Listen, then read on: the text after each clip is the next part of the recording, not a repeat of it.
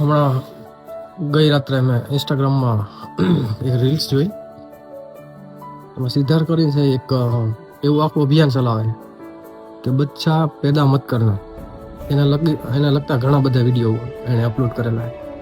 એણે એવા પર્યાપ્ત કારણો જાહેર કર્યા છે કે શા માટે બાળક પેદા ન કરવું જોઈએ.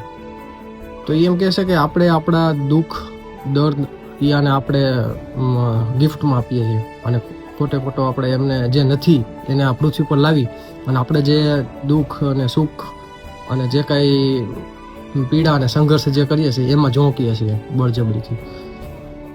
તો કે ઘણા કહે છે કે સુખ છે ને, પણ સુખ ને દુઃખ જે આ દુનિયામાં જેનું અસ્તિત્વ જ નથી, જેનું મસ્તિષ્ક બન્યું જ નથી, એને દુઃખને સુખને શું લેવા દેવા.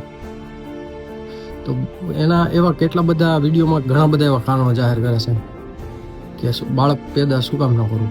અને આમ તો જોતા હું એની વાતમાં સહમત છું, પણ હું એવું નથી કહેતો કે હું એના રસ્તે હાલીશ. પણ એક વિચારવા જેવી વસ્તુ છે. હું અહીંયા ડિસ્ક્રિપ્શનમાં અથવા તો અહીંયા ડિસ્પ્લે ઉપર અત્યારે શો કરું છું એમનું અકાઉન્ટ, તમે ચેક કરજો. બહુ જબરી વાત કરે છે. અને એવા બીજા આચાર્ય પ્રશાંતના પણ ઘણા એવા વિડીયો એણે પોતાના ઇન્સ્ટાગ્રામમાં અપલોડ કરેલા છે. તો બહુ વિચારવા જેવી વસ્તુ છે. અને એ ફૂલ ભણેલ ગણેલ અને એજ્યુકેટેડ માણસ છે અને એવી સરસ વાત કરે છે. મેં પછી એને ઇન્સ્ટા આઈડીમાં જઈ અને મેં ઘણા બધા રીલ્સો જોઈશ.